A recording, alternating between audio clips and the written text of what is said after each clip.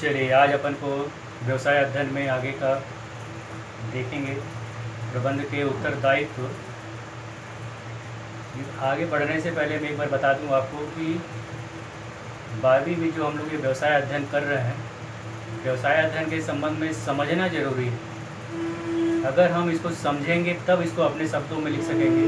पिछले साल तक आप लोग रटते थे, आपको लिखाया जाता था थ्योरी, लेकिन अब लिखाया नहीं जाएगा, आपको केवल समझाया जाएगा और समझने के बाद आपको अपने हिसाब से उसको अपने शब्दों में लिखना है। जब तक आप समझोगे नहीं उसका मतलब क्या होता है तब तक आप नहीं लिख सकोगे। तो मेरी बात को ध्यान रखेंगे कि बैंकिंग में कभी भी रटने का काम नहीं करना है। पॉइंट आपको याद होना चाहिए, फिर उसको समझना है और समझ के लिखना है। इसके लिए आप एक अलग से एक नोट्स कापी बना लेंगे और जो मैं समझाते जा रहा हूँ उसको वहाँ पे क्रमवार पॉइंटवार लिखेंगे और हो सके तो अपने शब्दों में उसका वर्णन करेंगे। एक बार बुक पढ़ेंगे, पढ़ने के बाद जो समझे हैं आप उसके हिसाब से फिर उस नोट्स में लिखेंगे। इस बात का आपको विशेष ध्यान रखना है। चलिए प्रबंध के सामाजिक उत्तरदायित्व। प्रबंध के सामाजिक उत्तरदायित्व में आते हैं अपन, यानी समाज के प्रति उसके समाज के प्रति क्या क्या उत्तरदायित्व होता है। तो सबसे पहले चलते हैं अपन उपभोक्ताओं के प्रति उत्तरदायित्व। पहला नंबर उपभोक्ताओं के प्रति उत्तरदायित्व। उपभोक्ता किसको बोलते हैं अपन? कंपनी के द्वारा जो वस्तु का निर्माण किया जाता है, निर्माण करने के बाद जब उसे मार्केट में बेचा जाता है तो बेचने उपभोक्ता क्या करता है, उसको खरीदता है। अगर उपभोक्ता ही नहीं रहेगा तो वस्तु का कोई मतलब नहीं होगा। तो उपभोक्ता किसको बोलते हैं? जो वस्तु का क्रय करता है, उसका प्रयोग करता है और प्रयोग करने के बाद उसको उस वस्तु से लाभ की प्राप्ति होती है। तो उपभोक्ता का काम क्या होता है? वस्तुओं का क्रय करना। तो उपभोक्ताओं के प्रति क्या उत्तरदायित्व होता है? तो प्रबंधक को चाहिए कि इस प्रकार से वस्तु का निर्माण करे कि उसका मूल्य कम से कम हो। जब वस्तु के निर्माण में लागत कम आएगी तो वस्तु का मूल्य अपने आप कम हो जाएगा और वस्तु का मूल्य जब मार्केट में कम हो जाएगा तो उपभोक्ता को कम से कम मूल्य में वस्तु की प्राप्ति हो जाएगी और उसे अधिक से अधिक मात्रा में लाभ की प्राप्ति होगी। यानी कम मूल्य देकर तो अच्छी वस्तु का प्रयोग कर सकता है। तो उपभोक्ताओं के प्रति उत्तरदायित्व होता है कि कम से कम मूल्य में अच्छी वस्तु उपलब्ध कराना, माल में किसी प्रकार से कोई मिलावट नहीं करना, अच्छी वस्तु देना, मूल्य कम से कम वसूलना, उपभोक्ताओं को घर पहुंच सेवा देना, माल बेचने के बाद विक्रय के बाद भी उसको सेवा उपलब्ध कराना। विक्रय के बाद सेवा क्या होता है? जैसे कई प्रकार की संपत्तियां होती है या वस्तु होता है, जो जैसे टेलीविज़न हुआ, फ्रिज हुआ, ये सब व्यक्ति खरीद लेता है। खरीदने के बाद मान लो उस वस्तु में किसी प्रकार से कोई खराबी आ जाती है और व्यक्ति जो है यहाँ पे उस दुकानदार के पास कंप्लेन करता है। तो ऐसी स्थिति में वस्तु लेकर हमें ना जाना पड़े, उसका व्यक्ति या दुकानदार के द्वारा जो मैकेनिक रखा गया उसे भेजा जाए उपभोक्ता के द्वार पर और वो वहाँ जाके वस्तु को क्या करेगा? ठीक करेगा और ठीक करने लायक होगा तो, नहीं तो उसे वापस लेगा, उसके स्थान पर दूसरी वस्तु देगा। तो ये विक्रय के बाद सेवा ये करता है। कौन करता है? कंपनी का प्रबंधक। तो उपभोक्ताओं को कम से कम मूल्य में वस्तु उपलब्ध कराना, अच्छी किस्म का वस्तु उपलब्ध कराना जिससे उपभोक्ता संतुष्ट हो, उपभोक्ताओं को माल बेचने के उपरांत विक्रय के बाद सेवा उपलब्ध कराना, मिथ्या विज्ञापन नहीं करना। विज्ञापन जो हम बढ़ा चढ़ाकर दिखाते हैं लेकिन उसका गुण उसमें नहीं होता है और उपभोक्ता उसमें जो है भ्रमित हो जाता है, ये काम नहीं करेगा। कौन नहीं करेगा? कंपनी का प्रबंधक। तो मिथ्या विज्ञापन से बचना है, जो वास्तविकता है उसे ही बताएगा, लेकिन अन्य मिथ्या विज्ञापन बढ़ा चढ़ाकर यहाँ पर नहीं दिखाना चाहिए। ऐसा कहा गया है किसके लिए? कंपनी के प्रबंधक के। माल की मार्केट में किसी प्रकार से कोई भी कृत्रिम कमी पैदा नहीं होने देना।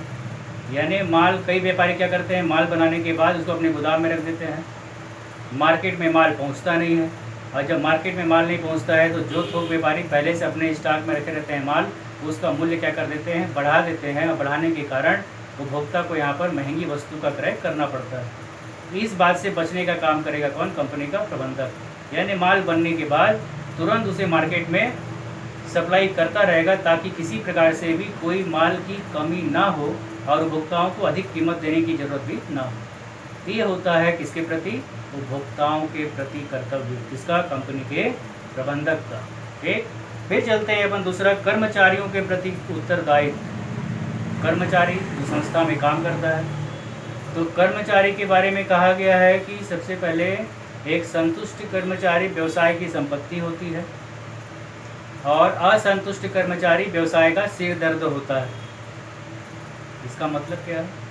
अगर कर्मचारी संतुष्ट है ना, हम उसको इस प्रकार से उससे व्यवहार कर रहे हैं कि वो पूर्ण रूप से संतुष्ट है, तो उसके पीछे पड़ने की हमको ज़रूरत नहीं होगी। कंपनी का प्रबंधक जैसे ही आदेश देगा, कर्मचारी अपने काम में लग जाएगा और हमको उत्पादन की प्राप्ति हुई है।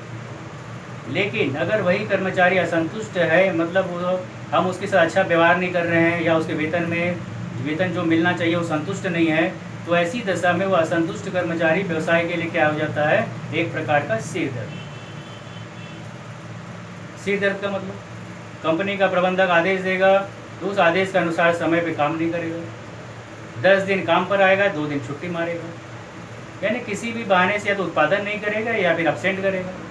तो क्यों ऐसा कर रहा है वो? उसके दिमाग में ये बात क्यों आ रही है? क्योंकि वो असंतुष्ट है। इसलिए कहा गया है कर्मचारी के प्रति उत्तरदायित्व होता है प्रबंधक का कि कर्मचारियों को सबसे पहले उसके साथ मानवीय व्यवहार करे, उसके सुख दुख में हमेशा खड़ा रहे, उसका हाल चाल पूछता रहे। तो कर्मचारी में प्रबंधक के प्रति एक अपनापन आ जाता है और उसका मनोबल बढ़ा रहता है और वो अच्छे से वहाँ पे काम करता है, संतुष्ट हो जाता है कि चलो मुझे यहाँ पे मानवीय व्यवहार किया जा रहा है। इसके साथ ही साथ कर्मचारियों को इतना पारिश्रमिक दिया जाए जिससे वो पूर्ण रूप से क्या रहे? संतुष्ट रहे। जितनी आवश्यकता होती है एक व्यक्ति को, उसके हिसाब से अगर पारिश्रमिक मिलेगा तो उसका मन भटकेगा नहीं, और भटकेगा नहीं तो फिर एक ही जगह पूरी ईमानदारी के साथ काम करेगा। तो मानवीय व्यवहार के साथ साथ उचित पारिश्रमिक देना चाहिए। कर्मचारियों का किसी प्रकार से कोई भी शोषण नहीं करना चाहिए। कर्मचारी के लिए हमेशा उत्तरदायित्व रहता है कौन? कंपनी का प्रबंधक। अगर उसके पास कोई समस्या आ गई तो उस समस्या का तुरंत समाधान भी कौन करेगा? कंपनी का प्रबंधक। ये होता है किसके प्रति उत्तरदायित्व? कर्मचारियों के प्रति उत्तरदायित्व। चलते हैं इसके बाद हम तीसरा नंबर, समाज के प्रति उत्तरदायित्व। किसके प्रति उत्तरदायित्व चलते हैं अपन अब? समाज के प्रति उत्तरदायित्व। समाज जहाँ पे हम निवास करते हैं, तब जहाँ पे हम निवास करते हैं तो आसपास के एरिया क्या बन जाता है? समाज हो जाता है। तो समाज के प्रति प्रबंधक का सबसे बड़ा उत्तरदायित्व ये होता है कि वो अपनी कंपनी में इस प्रकार से उत्पादन करे कि अधिक से अधिक मात्रा में कर्मचारियों की और आवश्यकता पड़े, तो लोगों को रोजगार उपलब्ध कराए, अधिक से अधिक मात्रा में लोगों को काम दे, जिससे बेरोजगारी की समस्या का क्या हो जाएगा? समाधान हो जाएगा। बेरोजगारी की समस्या का समाधान हो जाएगा, अपने आप हम आर्थिक व्यवस्था सुधर जाएगी, हर व्यक्ति को आय की प्राप्ति होगी। इसके ऊपर विशेष ध्यान देगा कौन? कंपनी का प्रबंधक। समाज में रहने वाले लोगों के लिए मनोरंजन के केंद्र की व्यवस्था करेगा। तो मनोरंजन केंद्र क्या होता है? या तो क्लब की व्यवस्था करेगा या गार्डन की व्यवस्था करेगा, ताकि उनके परिवार वाले या स्वयं कर्मचारी खाली समय में जाके वहाँ पे अपना मनोरंजन कर सके। ये सारी व्यवस्था कौन करता है? कंपनी का प्रबंधक। ये सब काम करने के बाद हो सके तो हॉस्पिटल की व्यवस्था करेगा,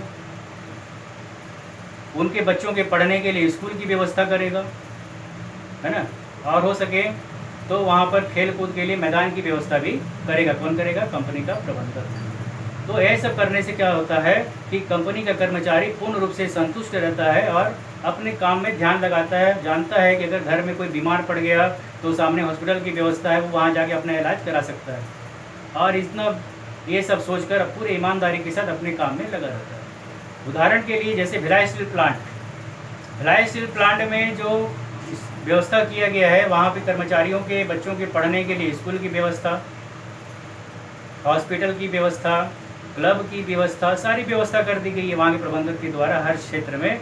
तो वहाँ के कर्मचारी पूर्ण रूप से क्या रहते हैं? संतुष्ट, और वो काम में जाते हैं तो घर परिवार का उनको कोई चिंता वहाँ पर नहीं रहता है और सीधा अपने काम में लगे रहते हैं। घर परिवार में कोई समस्या होती है तो सब आसपास के नज़दीकी हॉस्पिटल में पहुँच जाते हैं, इलाज करा लेते हैं। तो इससे टेंशन फ्री रहता है। कौन रहता है? वहाँ पे काम करने वाला कर्मचारी। तो समाज के प्रति ये हमारी उत्तरदायित्व है कि लोगों को रोजगार उपलब्ध कराएं, मनोरंजन के केंद्र की व्यवस्था करें, उनके बच्चों के पढ़ने के लिए स्कूल की व्यवस्था करें, इलाज के लिए हॉस्पिटल की व्यवस्था करें। ये सारे कार्य करता है कौन? करता है कंपनी का प्रबंधक। भाई पसंद में फिर चलते हैं आगे अपन इसी श्रेणी में। व्यवसाय के स्वामी के प्रति उत्तरदायित्व अगला है यहाँ पर, व्यवसाय के स्वामी के प्रति उत्तरदायित्व। व्यवसाय का स्वामी कौन होता है? जो पूंजी लगाता है। कंपनी जब व्यापार प्रारंभ करती है तो उसके पास पूंजी की अगर कमी होती है तो क्या करती है, वहाँ पर अंशों का निर्गमन करती है। अंश किसको बोलते हैं अपन? तो अंश का मतलब कोई वस्तु नहीं है। यहाँ पे कंपनी जो है एक प्रविवरण छपवाती है। प्रविवरण यानी एक प्रकार का विज्ञापन कि जो व्यक्ति हमारे संस्था में पूंजी लगाएगा उसके बदले में उसको इतना लाभांश हर वर्ष दिया जाएगा। तो जिन व्यक्तियों के पास पैसा होता है वो लोग क्या करते हैं, यहाँ पर कंपनी में पूंजी लगा देते हैं और वहाँ से अंश खरीद लेते हैं, यानी अपना हिस्सा ले लेते हैं, और उसके बदले में कंपनी उसको वहाँ पे प्रत्येक वर्ष लाभांश का भुगतान करते रहती है। तो जो व्यक्ति कंपनी में पूंजी लगाता है वही कहलाता है अंशधारी और वही बन जाता है कंपनी का स्वामी। बात समझ में आ रहा है? तो यहाँ पे कंपनी के स्वामी के प्रति उत्तरदायित्व होता है प्रबंधक का, यानी जिम्मेदारी क्या होता है कि अंशधारियों को समय समय पर लाभांश का भुगतान करते हैं। कंपनी को लाभ हो रहा है कि हानि हो रहा है, इसके बारे में समय समय पर उसे वहाँ पर पूर्ण रूप से अवगत कराते रहे। कंपनी का प्रबंधक कंपनी के बारे में कुछ भी छुपाने की कोशिश नहीं करेगा, किससे? अंशधारी से। यही है हमारा स्वामी। तो स्वामी को समय पर लाभांश का भुगतान किया जाए, कंपनी के लाभ हानि के बारे में हमेशा उसे बताया जाए, किसी भी प्रकार की कोई भी बात उससे छुपाने की कोशिश न किया जाए। ये कर्तव्य होता है किसका? प्रबंधक का। किसके प्रति? तो कंपनी के स्वामी के प्रति। कंपनी का स्वामी कौन? जो कंपनी में पूंजी लगाता है वो होता है कंपनी का स्वामी, और उस पूंजी लगाने वाले व्यक्ति को ही बोलते हैं अपन अंशधारी। आई बात समझ में? चलिए इसके बाद देखते हैं आगे, पूर्तिकर्ताओं के प्रति कर्तव्य। पूर्तिकर्ता का मतलब जो हमको वस्तु निर्माण करने के लिए कच्ची सामग्री देता है, उस सामग्री देने वाले व्यक्ति को बोलते हैं पूर्तिकर्ता। तो पूर्तिकर्ता के प्रति उत्तरदायित्व होता है कि समय समय पर जब भी हम उसे उधार माल खरीदते हैं तो तुरंत उसे रकम का भुगतान कर, बिना मांगे रकम का भुगतान कर देंगे तो आने वाले समय में वो हमको फिर से माल देने के लिए पूर्ण रूप से तैयार रहेगा। ये काम करता है, कौन करता है? कंपनी का प्रबंधक। ये होता है पूर्तिकर्ताओं के, जो हमको कच्ची सामग्री उपलब्ध कराता है। जैसे मान लो उदाहरण के लिए हमारे पास हमारी कंपनी है जो शक्कर का निर्माण करती है और उसको गन्ने की आवश्यकता होती है, तो क्या करता है? गन्ना खरीद लेगा। तो जो व्यक्ति हमको गन्ने की सप्लाई करेगा उसको हमको समय समय पर रकम का भुगतान करना है। एक उदाहरण है। ठीक उसी प्रकार से जो फर्नीचर बनाते हैं तो लकड़ी खरीद कर लाते हैं, तो जो हमको लकड़ी की सप्लाई करता है उसको हमको समय समय पर रकम का भुगतान करते रहना चाहिए। कभी कभी पूर्तिकर्ता बोलता है कि मुझे सामग्री खरीदने के लिए अभी मेरे पास पैसा नहीं है, मुझे एडवांस में रकम दे दिया जाए। तो कंपनी के प्रबंधक को चाहिए कि वो एडवांस में रकम दे दे। जब उसको एडवांस में रकम मिल जाएगा तो तुरंत माल की सब पूर्ति कर देगा और हमारे उत्पादन में किसी प्रकार से कोई भी रुकावट नहीं आएगी। इस बात का भी ध्यान कौन रखेगा? कंपनी का प्रबंधक। ठीक, ये किसके प्रति होता है? पूर्तिकर्ताओं के प्रति। समय पर रकम का भुगतान कर देना, अगर वो एडवांस मांगे तो उसको एडवांस के रूप में रकम दे देना, और उत्पादन करते समय ये देखना कि मेरे पास पर्याप्त माल है कि नहीं, और उत्पादन से पहले ही उसको सूचित कर देना कि इतनी मात्रा में मुझे कच्ची सामग्री चाहिए, और वो कंपनी का प्रबंधक पूर्तिकर्ता कंपनी के प्रबंधक को समय से पहले सामग्री लाकर दे देगा और उत्पादन में किसी प्रकार से कोई भी रुकावट यहाँ पर नहीं आएगी। इस बात का ध्यान कौन रखता है? कंपनी का प्रबंधक। इसको बोलते हैं अपन पूर्तिकर्ताओं के प्रति उत्तरदायित्व। अब चलते हैं इसके बाद आगे, सरकार के प्रति उत्तरदायित्व। सरकार ने हर एक उत्पादन के लिए, हर एक कंपनी के लिए एक नियम बनाया है। तो ठीक उसी प्रकार से सरकार के प्रति उत्तरदायित्व ये होता है कि सबसे पहले सरकार के द्वारा बनाए गए नियम का पालन करें, अवैध वस्तु का व्यापार न करें, वैध वस्तु का निर्माण करें, व्यापार करें। फिर इसके बाद अपना जो भी बही खाता है उसको सही बनाकर रखें, उसमें कोई भी चीज़ छुपाने की कोशिश न करें, और सरकार को समय समय पर टैक्स का भुगतान करता रहे। सरकार के द्वारा बनाए गए नियम का पालन करते हुए टैक्स का भुगतान करते रहेगा। कौन करते रहेगा? कंपनी का प्रबंधक। सरकार ने नियम भी बनाए हैं कि माल में कोई मिलावट नहीं होनी चाहिए, तो अच्छी वस्तु बनाए। काला बाजारी, मिलावट, इन सब से बचे। कौन बचेगा? कंपनी का प्रबंधक। ये होता है किसके प्रति? सरकार के प्रति कर्तव्य। और इसके बाद होता है आपका स्वयं के प्रति कर्तव्य। स्वयं का मतलब होता है कंपनी कंपनी का प्रबंधक अपने प्रति क्या उत्तरदायित्व निभाएगा। तो सबसे पहले जो उसने कंपनी के लिए नियम बनाए हैं, अपने कर्मचारियों के लिए नियम बनाए हैं, उस कर्मचारी के नियम का पालन स्वयं खुद करेगा। उसने नियम बनाया है कि मुझे कंपनी के कर्मचारी को 8 बजे आना है और शाम को 5 बजे जाना है, तो स्वयं उस नियम का पालन करते हुए वो भी 8 बजे आएगा और 5 बजे जाएगा। उसको देखकर कर्मचारी के मन में ये भावना आ जाएगी कि जब हमारा प्रबंधक स्वयं नियम का पालन करता है, 8 बजे आता है, 5 बजे जाता है, तो उसको देखकर कर्मचारी भी समय पर आएंगे और समय पर जाएंगे। पहली बात, अनुशासन का पालन करेगा कौन? स्वयं कंपनी का प्रबंधक। तो उसको देखकर कर्मचारी भी अपने आप अनुशासित हो जाएंगे और कहा गया है कि अनुशासन ही सफलता की कुंजी है। जहाँ भी अनुशासन का पालन होगा वहाँ बिल्कुल हमको सफलता की प्राप्ति मिलेगी। पहली बात। दूसरा, अपने योग्यता का पूरा फायदा उठाएगा कौन? कंपनी का प्रबंधक। उसमें योग्यता है, सोचने समझने की क्षमता है, तो हमेशा कंपनी के विकास के लिए नई नई योजनाएं बनाएगा, नई नई विधि का निर्माण करेगा ताकि उत्पादन में कोई फर्क न पड़े और लागत कम से कम आए और हमारे माल के विक्रय में कोई कमी न आए। इस बात पर विशेष ध्यान देगा कौन? कंपनी का प्रबंधक। तो रोज़ नए नए अनुसंधान करना, खोज करना, नए नए नियमों को अपनाना, ये सब काम कौन करता है? कंपनी का प्रबंधक। तो इसको बोलते हैं अपन स्वयं के प्रति कर्तव्य। तो अनुशासन का पालन करेंगे, अपनी योग्यता का उपयोग करेगा प्रबंधक और नए नए नियम के बारे में, अनुसंधान के बारे में खोज करता रहेगा, अनुसंधान करता रहेगा ताकि और किस प्रकार से हमारी कंपनी को लाभ मिले और किस प्रकार से मैं अपने कर्मचारियों का निर्माण कर सकूं, इसके लिए भी योजना बनाते रहता है कौन? कंपनी का प्रबंधक। तो योग्यता अनुसार कभी कभी बाहर से विशेषज्ञों को बुलाकर भी अपने कर्मचारियों को प्रशिक्षण दिलवाने का काम भी करता है कौन? कंपनी का प्रबंधक। क्योंकि कर्मचारी योग्य हो जाएगा तो संस्था को अधिक से अधिक मात्रा में अपने आप लाभ की प्राप्ति है। ये काम कौन करते हैं? तो कंपनी के प्रबंधक। किसके प्रति? अपने स्वयं के प्रति उत्तरदायी। ये मुख्य बातें हैं, ध्यान रखेंगे। इतना करने के बाद इसके आगे का जो है उसके बारे में आपको और बताया जाएगा। ये जितना सुने हो आप इसको ध्यान से एक बार पढ़ लेना, बुक को पढ़ लेना।